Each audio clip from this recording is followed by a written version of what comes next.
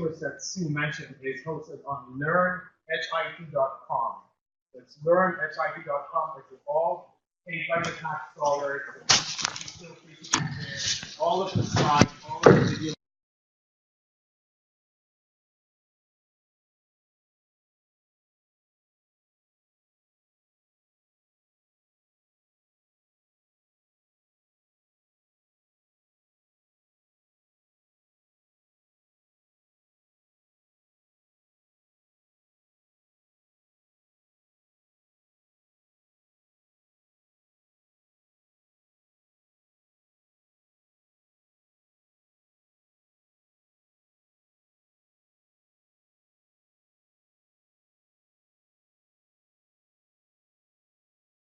application and operationalizing them. I do want to congratulate Hadi and Christina and the presenters. This was a really rich morning. There was a huge amount of content. Relative to interoperability, we're in a situation nationally where we realize that, in fact, most of interoperability is still out in front of us in terms of healthcare. And we just spent $35 billion or so, and that's where we still are. And so we're now talking about social determinants, but most EHRs still don't exchange, may start to exchange, but they still don't ingest and process data for their use. And so what can we do differently here? Are there things we should be thinking about? And so I called a few things from what was presented. Even though we haven't nailed interoperability in the healthcare space, I think the formula for interoperability is pretty clear after meaningful use, if not before. And that essentially we need incentives for data exchange. We need to build a network of networks. We need specific standards and specifications. And we need testing to ensure compliance. And that crosses several different areas. So I'm going to talk a little bit about pieces that came out from each of those areas in this morning's presentations. This milieu is also one in which the competition for interoperability is sometimes proprietary systems and proprietary data. And for those of you who haven't seen some of the recent news in the last couple of weeks, there's been a sort of an effort to talk about not EHRs, but CHRs. And one of the major EHR vendors has focused and said that they're going to differentiate by being a comprehensive health record. And then another series of major EHR vendors came out and said, we too are going to do that.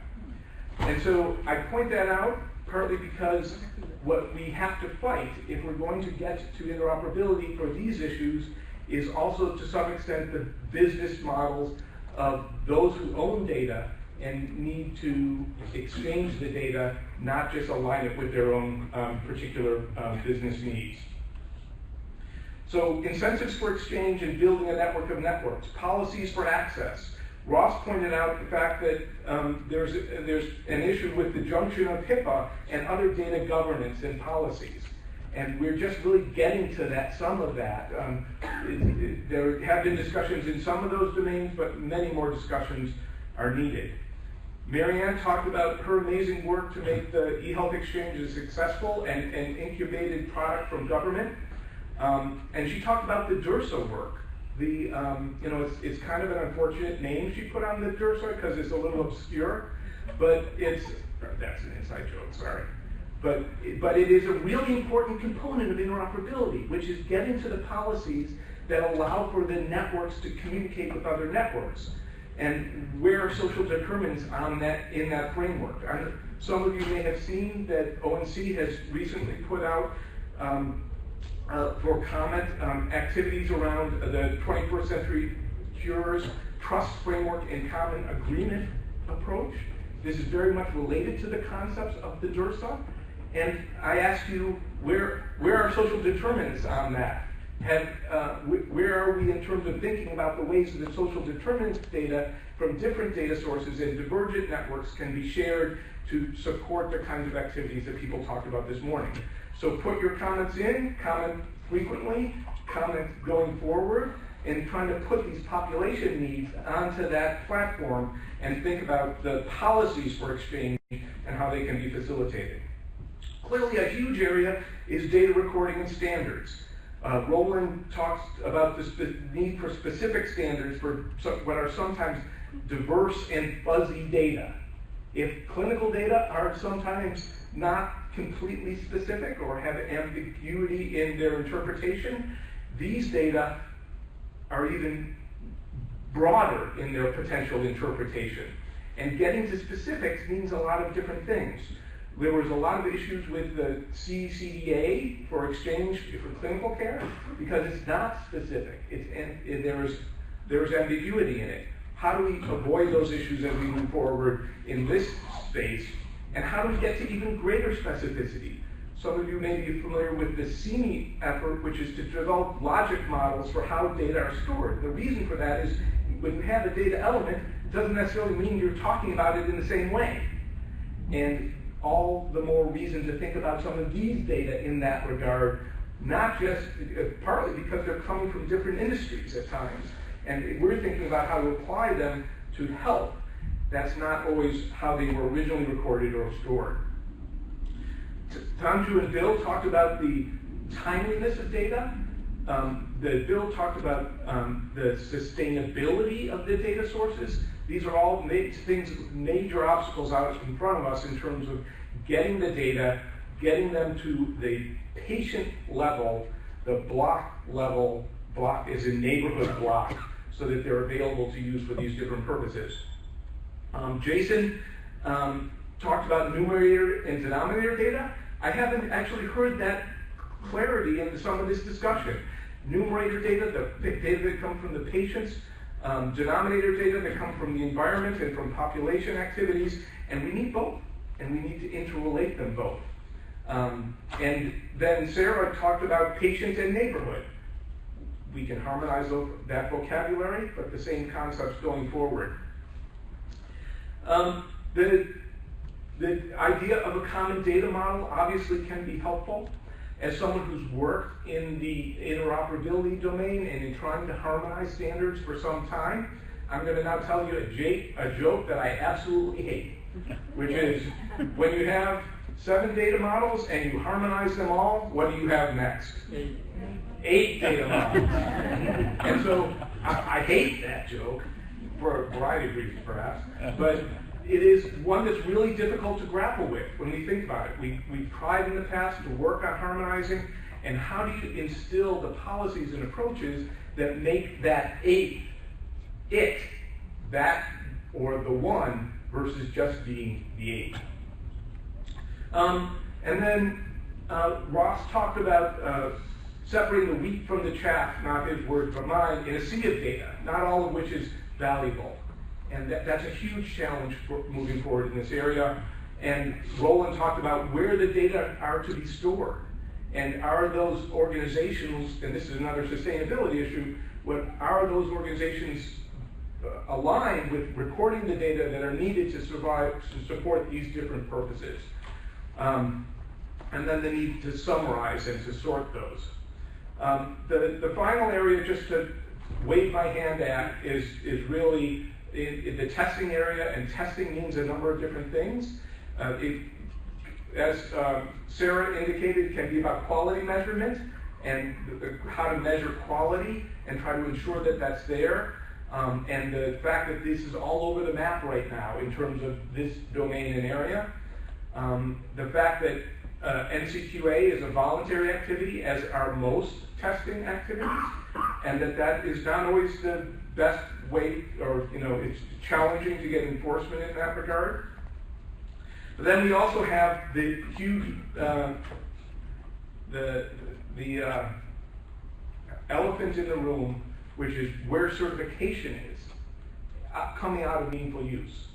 And the fact of the matter is that in the current political environment, regulation is receding. And in many respects, if you want to get to interoperability, you need to get to much tighter, more specific certification of very technical specific standards. and we're moving in the opposite direction in some respects. And part of the reason for that is that there was a lot in the certification process associated with meaningful use, not all of which was by any means about interoperability and about information exchange. So we're going to grapple with that going forward, not just to mention the application of those kinds of testing processes to other domains and other areas. Finally, as Jonathan said, the social determinants are certainly nearing, if not at, the top of the hype cycle. And I just, was so excited by this morning. I am an optimist in this domain that we can turn that hype into practice, and now is the time to do it. Thank you. Amen.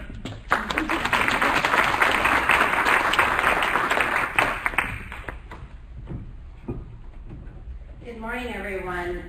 What fun to be partnering with John to just sort of close out this amazing session. I'm Susan Hull. I'm a nurse informaticist, have lots of experience really stemming from early work in the Healthy City, Healthy Community Movement, Population Health Movement, CHIN Movement, and I'm glad to be here. I also chair or co-chair a work group with a nursing knowledge big data science community around social behavioral determinants. And what's so interesting is the conversation here today that's relative for a nurse as part of the care team, a nurse as part of the community. We all have some heavy lifting to do, and I think some common ground to forge. And then I'm going to have a couple comments. Actually, Christina and I and some of the others in the room were part of a recent AMIA policy invitational that we hosted in September, and there's some interesting findings from that. But I really loved each of the presentations, and there were a couple things that really struck me from Bob's comments, Margot, Sarah, Tanju, Gupta, Roland, Stephen. So I just want to kind of extend a few of these ideas to say, let's keep talking. We're here together for the next few days. There's a Birds of a Feather session on social behavioral determinants on Tuesday morning, an AMIA community that Michael Cantor facilitates. And I think there's a lot of rigor and a lot of rigor in our dialogue to continue. So a couple of gaps. John and I, in preparing, we thought, well, are there any gaps that were not covered? We're still in the early part of this work. But one thing that I'd like to say that I think is a gap, and it's work that we've been doing at Cincinnati Children's around following the path of the patient and co-production of health, care, services, and outcomes with patients and families. And the co-production work is an exciting field to say not only are we co-designing solutions with patients and families, we're improving with patients and families, but frankly, when we're serving patients, wherever we are in the care continuum in the community, we are really co-producing health, care, caring, services, and outcomes with them. So I think in this social behavioral determinants, one of the elephants in the room is not only are we trying to get our arms around how to collect, use, measure, reuse interoperable data, but really there's a whole process of that with those we're serving. And so like when we collect, how we collect, sort of it depends on where patients are in the care setting, is really kind of significant to think about how are we actually collecting and co-producing the knowledge, wisdom, and action with those who we're serving to actually make a difference. As we know, the impact, our ability to really use social behavioral determinants as context for care, as a context for the way we assess patients, intervene, evaluate, even the context for how we look at outcomes. We have a lot of work to do professionally in that domain across all the sectors that I think have been represented here. But we also have a lot to do with patients and families themselves to recognize their signature, their pattern, where they are on their path to health, and how we can make that more transparent. So I think thinking about the co-production of improvements and meeting unmet needs is a really important body of work with this. But I also think we don't have tools today to look at patterns and patterns over time. In our nursing work, we started talking with nurses about how they're using social behavioral determinants. I mean, this is how we've been fundamentally trained to really bring this holistic lens of patients. So while nurses may be doing it in their practice, it's not apparent in the tools we have in the electronic record. And of course, we're early on working with partners like Cerner and Epic to find ways to put the social behavioral determinants in things like My Story, in the longitudinal plan of care. But unfortunately, we're at an early phase, and we're starting to have tremendous unwarranted variation in how we're doing it. We're all sort of recreating the wheel in our own organizations, our own communities, our own regions, with our vendors. And I think I, like many of you, was so excited when the IOM work came out and thought that, wow, this was going to be a meaningful use 3. We were going to standardize one way to do this across our country. And here we are sitting how many years later with so many frameworks and methods. But that does impact the way we co-produce knowledge and understanding with patients and families across the continuum. And I think that ways to think about what is the pattern of the patterns. So, like many of you have mentioned, housing stability as a first. And we know the intervention that's making. But what can we learn about the pattern when social determinants are really out of whack and they're in an unhealthy pattern for a child, for a family, for a neighborhood? How does that pattern, what are those things that we can learn about the pattern, and what kind of data visualization tools do we want for us as clinical providers, public health providers, health information exchanges, prompts, alerts that will help us better understand the pattern. So I think that's kind of the first point I wanted to make. I have 2 other short points to just offer as a challenge or some inspiration as we close. I think there's urgency. And I haven't heard the word urgency used as strong this morning as I'd like to hear it. And I think the urgency is us coming together with common data model and frameworks that we can actually begin to use.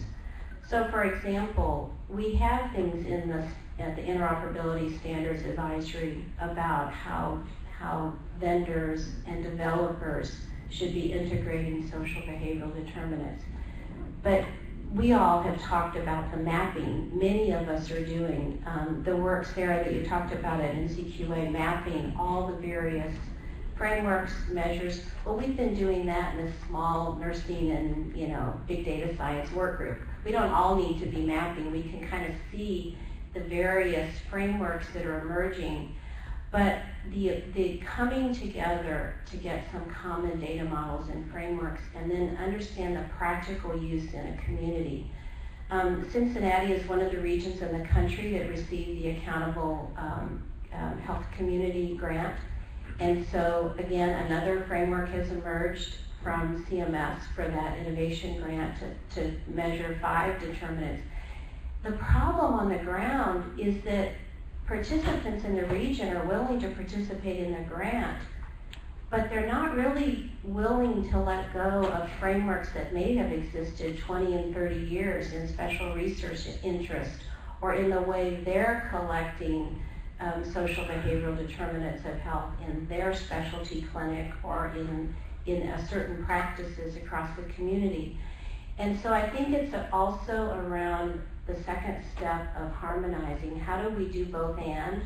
with our vision of a strong distributed community database, this network of collaborators and databases, the thing is for the practicing clinician or the public health nurse, or even thinking about it, how do we serve existing databases and registries, and how do we serve care today? So I think there's some urgency there. And then the last point that I'd like to talk about is really remembering, it comes somewhat from my first point, but remembering the person at the center. In the recent AMIA Policy Invitational, this was the theme that we had for our meeting. And we were looking at policy around care delivery, policy around research, policy around health and wellness, policy about community and population health improvement, recognizing that oftentimes those policies are siloed, but actually our community and the way we're implementing technology is kind of unintentionally been siloed in those directions, and we're developing expertise. But if you think about the person and the family at the center, they are engaging in their own health and wellness. They're contributing to their community's health, or they're impacted, especially if their neighborhood or community's health is poor. They are contributing to care delivery, and they may be contributing to research. But all of their health data, for example, and even these new novel sources are sort of tied up in these groupings. And how do we bring that together for the person? So I think as we think about social determinants, how do we bring the context for care, for research, for wellness, community, together in a way that serves those needs and the various roles we play in this community, but also how do we bring it together in a way that makes sense for the person at the center? So I think that's an interesting challenge, and if anyone would like to chat some more, I'd love to chat. So we actually have about 7 minutes. John, I think we kind of wanted to take some questions, but just if there's any other burning gaps that you see, it doesn't have to be a question, but a few last comments on what we've missed today and what is part of the next generation of this community's work. We'd be glad to take a few comments. I do have one challenge perhaps for the group. If you look at electronic medical records these days, things like allergies, medications, problems, each one has their own version of the truth. And as you get closer and closer to what I call person-level information, you get greater and greater variation. And so what it sounded like we're headed towards today was that each EMR, each HIE will have their own information about social determinants of health. And I would challenge that perhaps this is a time where we ought to be asking, is there not a place that we can, that a person or their caregiver for information can keep their information in one place that EMRs and HIEs would query, rather than be the repository of things, so that it will never get to the true truth, but we will get closer perhaps in that sort of model than having it spread over dozens of different databases. Thanks. Thank you. That was really a great point, and I think that the person or their family contributing to their knowledge about social behavioral determinants. But when we think of this network of distributed information at a community level or across the nation, we really have a lot to do to tap the database of one, the N of one, to tap that database and that knowledge to benefit the N of many. And I think this idea of being able to personalize, mass customized care, by doing that does require some shifts in our thinking. We play a little bit with this concept in the AMIA Policy Invitational to say, if we're better able to personalize and understand the person, the N of one, can we draw upon the knowledge of the N of many, the many cohorts that a person is a part of, to better personalize care? But as we get better with the N of one, can we contribute back to the N of many? Please, John. And so very quickly, we want to talk about how you get population data and environmental data and apply it to the patient. We also have to talk about how patient engagement data can be brought into the population to provide the level of granularity of data we need for those purposes as well. Over here. So, speaking directly to that point, one thing that I think needs to be formally addressed, and it would be great for your feedback from the presenters, is in terms of the shared savings programs, the payer-payee patient relationships that exist right now, the metrics that are used are very clinical focused. And as we're evolving with our patient-reported outcomes and incorporating social determinants of health into that, it'd be great to see the payers reflect on changes, not with just, like, for example, an A1C, but how well is a diabetic feeling after they've been treated. For example, was your neuropathy better before or after your visit with your doctor? Those kinds of things are, in some cases, like the chronic kidney disease, collected, but not necessarily tied to that metric in a way to support the statements that are achieved. So I'm just interested in your comments from anyone who presented the argument. I think Sarah might have something to say about this also. We understand the NCQA is particularly interested in person-defined goals, person-defined measures, person-defined outcomes, and thinking about that over time. But how would that, how can we better incorporate that into some of our care model and payment incentive models? And just to, there's an active project to try to add a quality of life measure into the CMI, Seamless Care Organization, DEMA, and we're seeing a lot of interest in using these person reported outcome measures, but that talks about another whole session, probably lots of that, about how to collect the data, how to use it, how to how to make sense of it, how do we explain it to individuals that this is information that's important to your care, and for clinicians to actually feel like they can do something with it. So we're actively working on that in a number of population groups. Oh, do we have time for one more comment? We do have one more question, or two. We have two. We have time, but we're almost out of time. Okay, so let me just say real quickly that we have the Public Health Informatics Work Group business meeting on Tuesday night, 5:30 to 7:30. Please plan to join us. We'd love to hear more about what you care about and what we should be thinking about. And then I'm going to hand it right back to John and Susan, because what they have to say is much more important. Maybe two questions, but then we have to finish. Yeah, maybe we'll just take the question and not answer it. Very quick, I just am loving everything that's coming out here and just got inspired to imagine a national or international infrastructure for development, curation, and use of emerging terminologies and standards. And maybe that already exists, but if it does, I'd like to know where it is. Yeah.